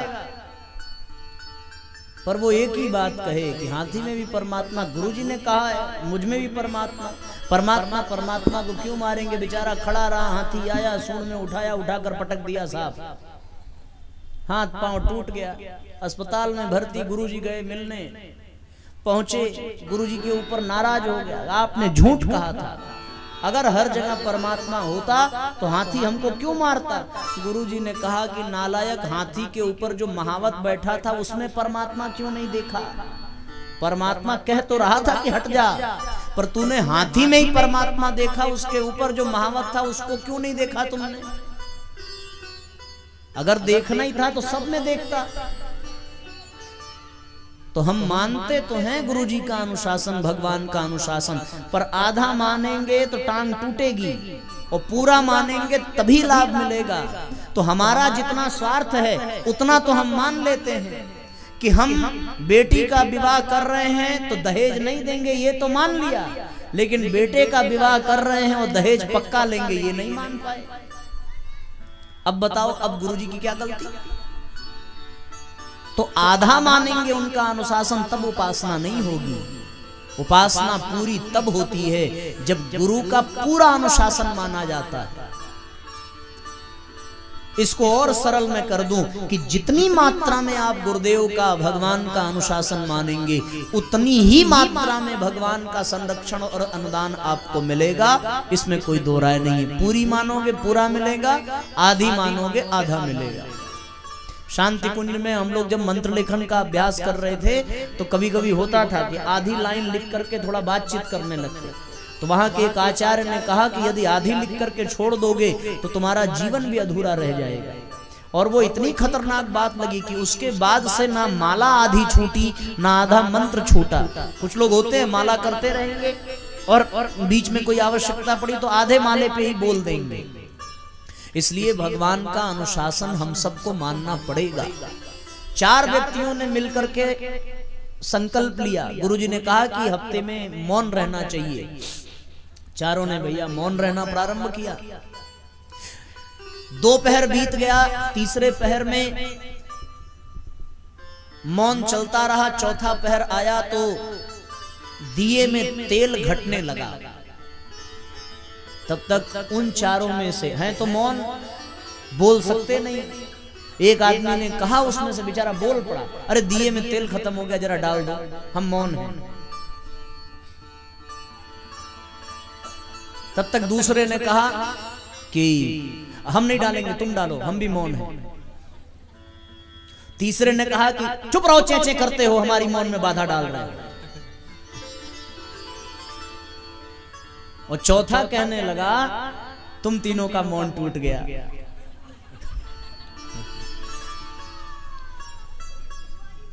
अभी अगर हम ऐसे अनुशासन मानेंगे तो आप बताओ उपासना का कोई लाभ मिलेगा? गुरुदेव ने कहा मांसाहार नहीं खाना, व्यसन नहीं करना, फिजूल खर्च नहीं करना, मितव्ययिता पूर्वक रहना है, सादगी भरा जीवन जीना है, अहंकार नहीं करना है, स्वार्थ में नहीं जीना है। ये बातें किसी को बताने की आवश्यकता है? सबको पता है कौन कितने पानी में है। फिर अगर हम नहीं मान रहे अनुशासन और उसके बाद हम ये कहें कि भगवान हमारा सब बिगाड़ दे रहे हैं, तो अब बताओ किसकी गलती कही जाए, भगवान की कि हमारी? इसीलिए हमारी उपासना का लाभ हमको नहीं मिलता कि हम लोगों को जो अनुशासन मिला हम उसको कहाँ निभा पाते हैं। वही मौन रहने वालों की हालत होती है, और यदि निभाते भी हैं तो हाथी वाले आदमी की तरह आधा अधूरा निभाते हैं। जहां अपना स्वार्थ रहेगा वहां हम सिद्धांतवादी बन जाएंगे, और जहां हमारा स्वार्थ नहीं रहेगा वहां हम अवसरवादी बन जाएंगे। तो अवसरवादी बनेंगे तो भगवान कैसे आपको संरक्षण प्रदान करेंगे? आप विचार करके देखिए। ये बार बार कहा जाएगा कि अनुशासन। तो साथियों नियम यही है उपासना का कि आप किसी के पास बैठें तो उसको कुछ अपनी सुनाएं। अपनी सुनाने की प्रक्रिया ही गायत्री मंत्र का जप है, और कुछ उनकी सुने तो उनका अनुशासन ही हमारे लिए उनका संरक्षण है। वही माँ बाप अपने बच्चों से प्रसन्न होते हैं जो बच्चे उनके अनुशासन का पालन करते हैं। अब भगवान का अनुशासन है क्या, इसी प्रक्रिया को, इसको जानना ही, भगवान के अनुशासन को हम कैसे जाने, इसी प्रक्रिया को साधना कहते हैं, इसी को स्वाध्याय कहते हैं। भगवान को यदि जानना हो, एक आदमी गया पूज्य गुरुदेव के पास, मैं सवेरे संभवतः ये प्रसंग बताया था क्या, चलो फिर से बता देते हैं, कुछ स्मरण नहीं आता कौन सी कथा में कौन सी बात कही, कौन सी कथा में कौन सी नहीं कही, कभी कभी भ्रम भी हो जाता है। हमें लगता है पिछली वाली कथा में, सीतापुर वाली में कही थी। तो मैं आपको एक बात बताऊं कि एक आदमी गुरुजी के पास शिकायत लेकर के गया कि गुरुदेव 3200 लिखने की क्या जरूरत थी, आपने लिखते समय ये सोचा कि हम पढ़ पाएंगे? अरे आप महापुरुष हैं, आप लिख गए, पर ये भी तो सोचो कि हम पढ़ेंगे इतना कैसे। तो गुरुजी मुस्कुराने लगे, बोले बेटे कोई बात नहीं, जितना पढ़ सकना पढ़ना। तो उसने कहा अच्छा एक बात बताइए, ज्यादा तो हम पढ़े लिखे हैं नहीं, हमें कोई 2 किताब बता दीजिए जिसको हम पढ़ करके आपको जान सकें, आपका अनुशासन क्या है। यहां तो नहीं बताया था ना, ये जान सकें। और आप विश्वास नहीं करेंगे, शांति कुंज में ऊपर के कमरे में गुरुदेव बैठे थे। ये बात सुनते ही गुरुजी अपने स्थान से उठे, और उठने के बाद अचानक से उनके चेहरे का रंग बदल गया, चेहरा बिल्कुल लाल पड़ गया, और वहीं वो टहलने लगे। टहलने के बाद फिर जाकर अपने स्थान पर बैठे और उस व्यक्ति की ओर देखा तो गुरुदेव के तेज को वो बर्दाश्त न कर सका, मस्तक झुका करके खड़ा हुआ। गुरुजी ने कहा कि बेटा यदि मुझे जानना है तो तू केवल 2 किताबें पढ़ लेना, एक रामचरितमानस पढ़ लेना और दूसरा श्रीमद् भागवत महापुराण पढ़ लेना, इसके सिवा तुझे कुछ पढ़ने की आवश्यकता नहीं। गुजरात का वो व्यक्ति था, वापस अपने घर गया और अपनी पत्नी से कहा कि मुझे ये 2 किताब ला करके दो, गुरुजी ने लिखी है। पत्नी ने कहा दिमाग खराब है, गुरुजी ने ये दोनों किताबें नहीं लिखी। फिर पत्नी और दोनों आपस में विचार करने लगे कि गुरुदेव ने ये दोनों किताब पढ़ने को क्यों कहा। तब पत्नी ने कहा कि आप तो बुद्धू हैं, आपको समझ में नहीं आता। अरे वो सामान्य नहीं, वही राम है, वही कृष्ण है। ये राम की जीवनी ही मानस है और कृष्ण की जीवनी ही भागवत है। इसको पढ़ लेने वाला उनको जान जाएगा। तो इसका मतलब क्या निकला कि अगर गुरु का अनुशासन जानना है और अगर भगवान का अनुशासन जानना है तो उनके बारे में पढ़ना पड़ेगा। हम लोग क्या पढ़ते हैं बताओ जरा? हम लोग दूसरों का मन पढ़ते हैं। हमको पता है तुम्हारे दिमाग में क्या चल रहा है। हम लोग तो दूसरों का मन पढ़ते हैं, हम लोग अपना मन नहीं पढ़ते। हम लोग भगवान की किताबें नहीं पढ़ते। हम लोग क्या पढ़ते हैं? समोसा कैसे बनेगा, सास बहू वाला सीरियल देखेंगे, उसमें कैसे चक्कर चल रहा है, किसका कहाँ भिड़ा हुआ है, किसके ऊपर क्या बीत रही, सब पढ़ डालेंगे। लेकिन इन किताबों को हम हाथ नहीं लगाते, स्वाध्याय नहीं करते। बस जब नहीं करेंगे तो कैसे पता चलेगा? आप ही सोचें। एक तो बड़ा गाना भी बड़ा प्यारा निकला था, कैसे था,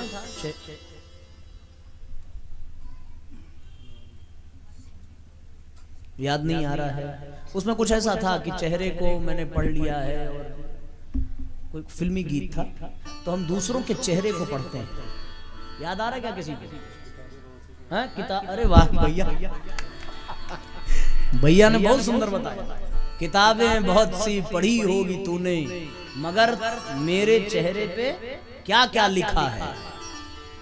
अब आप ये बताओ कि हम दूसरों का चेहरा पढ़ लेते हैं, मन पढ़ लेते हैं, दिल पढ़ लेते हैं, पर अच्छी पुस्तकें नहीं पढ़ते। और अच्छी पुस्तकें जब तक नहीं पढ़ेंगे तब तक हम भगवान को न जान सकते हैं, न भगवान के अनुशासन को जान सकते हैं। इसलिए साथियों, पूज्य गुरुदेव ने कहा कि जीवन में बेटा कुछ करना या न करना, पर आधे घंटे हमारे लिखे साहित्य को जरूर पढ़ना। इसीलिए उन्होंने अखंड ज्योति लिखी, इसीलिए उन्होंने 3200 किताबें लिखी।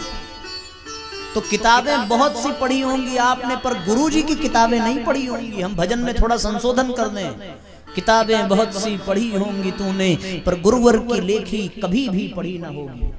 अगर गुरुजी का लिखा हुआ पढ़ लेते और उनका लिखा हुआ आपने जान लिया तो साथियों फिर समाज में भटकना नहीं पड़ेगा आपको, क्योंकि भटकाव का कारण ही अज्ञानता है।